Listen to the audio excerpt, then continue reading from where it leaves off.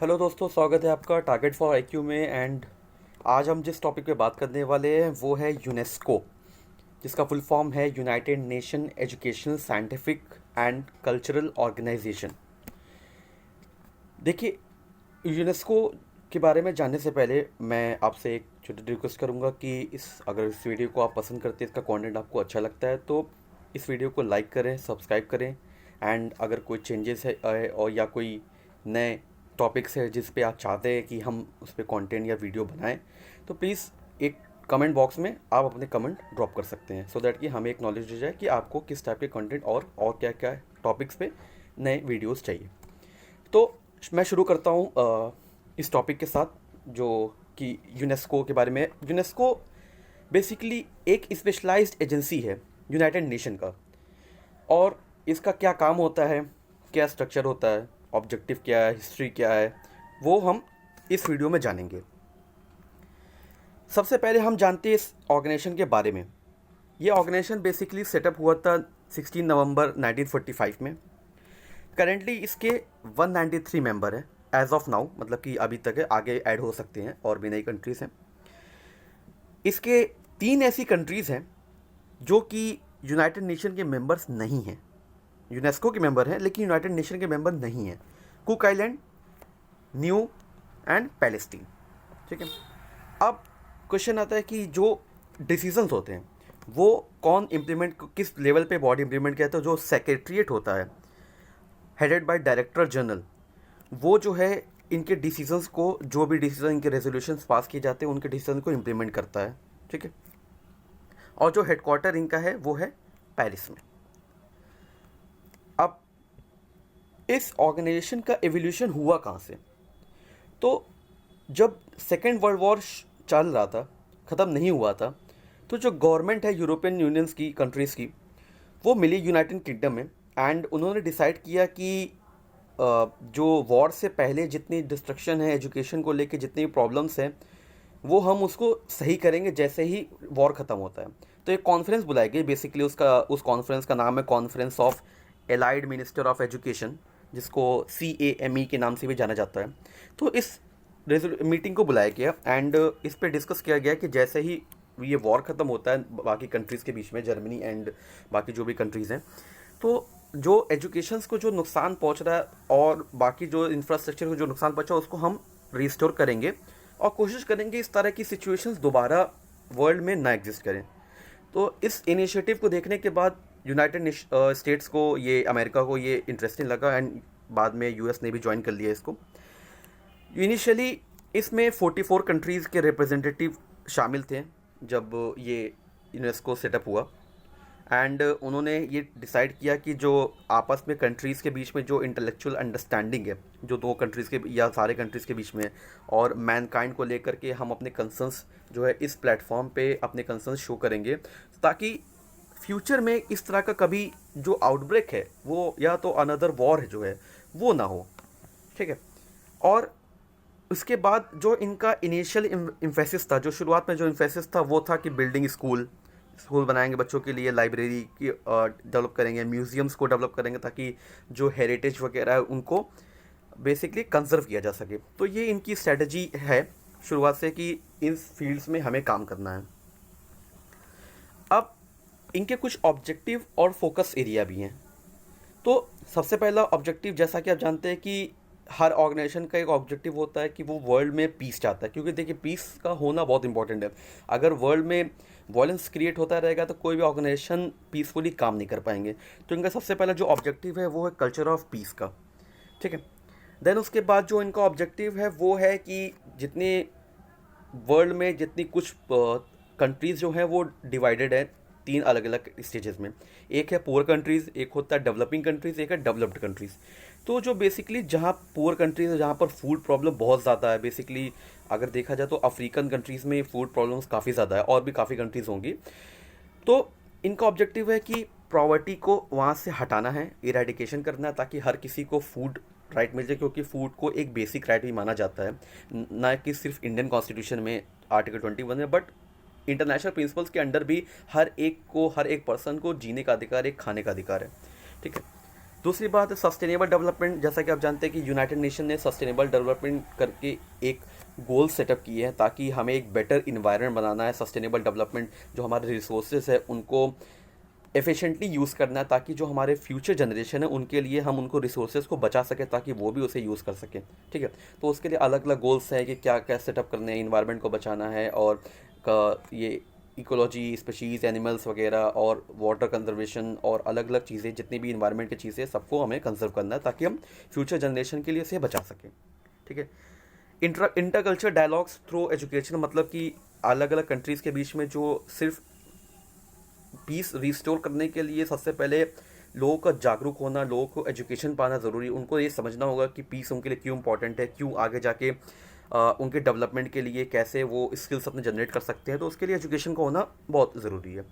Then education के साथ साथ मानव अधिकार भी होना चाहिए। हर एक पर्सन का जो ह्यूमन राइट है वो भी हर एक को रिस्पेक्ट करना चाहिए, और जो लॉ के अकॉर्डिंग जो भी चीज़ें हैं वो होनी चाहिए, और आर्बिट्रेरी चीज़ें नहीं होनी चाहिए। ठीक है, देन आता है it helps people live at global citizen free of hate and tolerance. लोगों के बीच में प्यार होना चाहिए, टॉलरेंस होनी चाहिए, अफेक्शन होना चाहिए, लोगों को पीसफुली एक दूसरे रहना चाहिए, और हेट और इंटॉलरेंस नहीं होना चाहिए। हर एक कल्चर के लिए, हर एक रिलीजन के लिए एक अंडरस्टैंडिंग होनी चाहिए लोगों के बीच में। तो इसका मतलब ये है। Then assisted to eliminate illiteracy, जैसा कि हम बात कर चुके हैं कि इनका इनिशियल फोकस था एजुकेशन को डेवलप करना, तो इनका जो प्राइमरी ऑब्जेक्टिव की इलिटरेसी को कम से कम रखना है। जितनी भी इलिटरेसी लोग अनेबल है एजुकेशन पाने के लिए, उन तक एजुकेशन पहुंचानी है। तो ये इनका ऑब्जेक्टिव है अपने अलग अलग प्रोग्राम के थ्रू। और जो नेचुरल इन्वायरमेंट का प्रोटेक्ट करना है, वो तो जाहिर सी बात है कि एजुकेशन के साथ साथ उनको नेचुरल इन्वायरमेंट को जो है प्रोटेक्शन करना है, क्योंकि ये यूनाइटेड नेशन जो है सस्टेनेबल डेवलपमेंट ग्रुप का भी एक पार्ट है। तो इनका ऑब्जेक्टिव ये है कि नेचुरल इन्वायरमेंट को प्रोटेक्ट करना है, और जहाँ जहाँ इन्वायरमेंट डिप्लीशन हो रहा है उसको रोकना है। ठीक है, अब ये फोकस करते हैं कि बेसिकली इनका जो फोकस एरिया है वो ज़्यादातर अफ्रीकन कंट्री पे है, क्योंकि अफ्रीकन कंट्री में काफ़ी सारी प्रॉब्लम्स है। फूड प्रॉब्लम है, और टेररिज्म की प्रॉब्लम है, और एजुकेशन की प्रॉब्लम है। देखिए, मैंने आपको बताया कि जैसे जहाँ पर पीस अगर रिस्टोर्ड नहीं है, और अगर वायलेंस अगर हो रहा है, सिविल वॉर हो रहा है, आपस में ही गृह युद्ध हो रहा है, तो वहाँ पर एजुकेशन का डेवलप हो पाना थोड़ा मुश्किल है। वहाँ पे लोग जब वायलेंस होगा तो लोग उसी वायलेंस में लिप्त रहेंगे, एजुकेशन इंस्टीट्यूशन अटेंड नहीं कर पाएंगे, काम कम कर नहीं पाएंगे, कमा नहीं पाएंगे, तो खाने की प्रॉब्लम होती है। एग्रीकल्चर की भी प्रॉब्लम होगी, वो जब क्रॉप्स नहीं होंगे तो फूड प्रॉब्लम जाहिर सी बात है वहाँ पे डेवलप होगी। तो इनका फोकस एरिया अफ्रीका में भी ज़्यादातर काफ़ी फोकस्ड रहा है, और जेंडर इक्वालिटी के लिए ये काम करना चाहता था, ताकि मेन और वुमेन को इक्वल राइट दिया जा सके, जो कि आज के समय में धीरे धीरे ग्रेजुएट डेवलप हो रहा है, लेकिन अभी तक बहुत ही ज़्यादा डेवलप नहीं हो पाया। तो जेंडर इक्वालिटी पे ये काम करते हैं। देन अटेंडिंग क्वालिटी एजुकेशन, जैसा कि मैं बता चुका हूँ, ताकि सबके लिए, हर किसी को क्वालिटी एजुकेशन मिले, हर किसी को एक बेसिक जो एजुकेशन है वो प्राप्त हो सके, ताकि लोग अपने डेवलपमेंट के बारे में सोच सकें।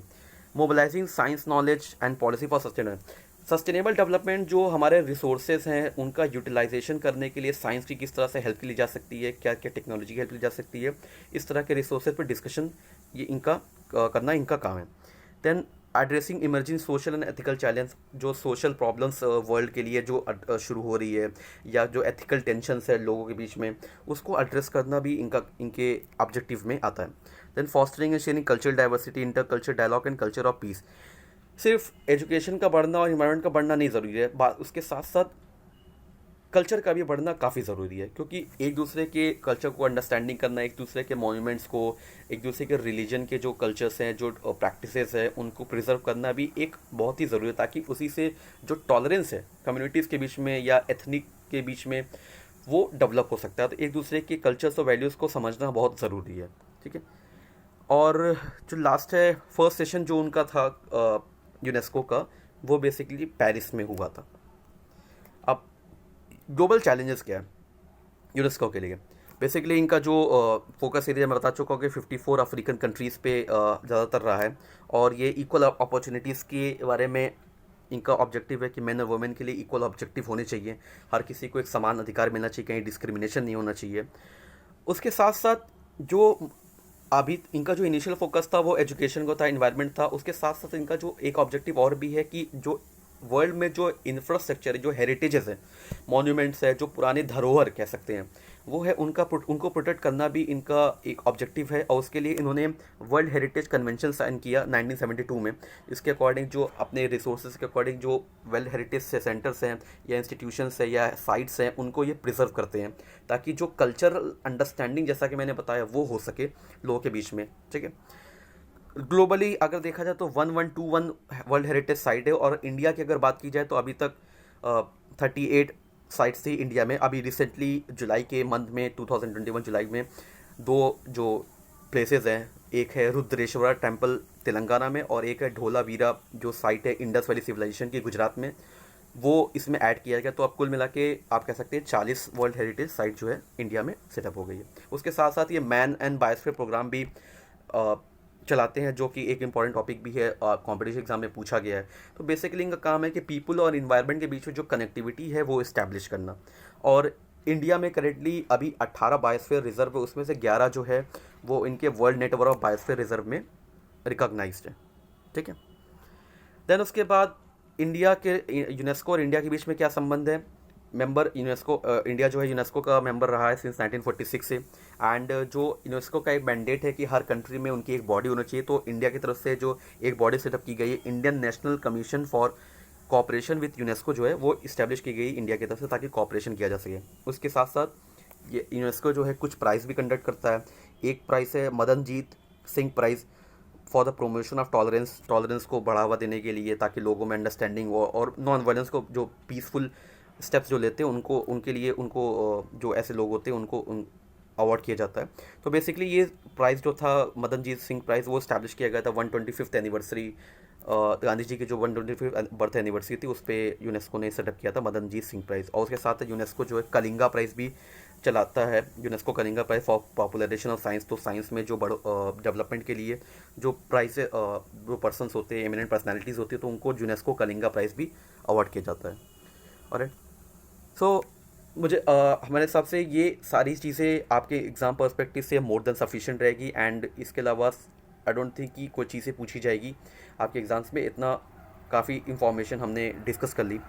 एंड नेक्स्ट टॉपिक के लिए अगर आपको कोई चीज़ लगती है जो कि जिस टॉपिक पे हमें वीडियो बनाना है, आप प्लीज़ कमेंट बॉक्स में ड्रॉप करें, ताकि हमें एक नॉलेज मिल सके कि आपके रिक्वायरमेंट के लिए क्या क्या टॉपिक्स हैं, सो दैट हम उस पर वीडियो बना सकें। तब तक के लिए अलविदा, थैंक यू।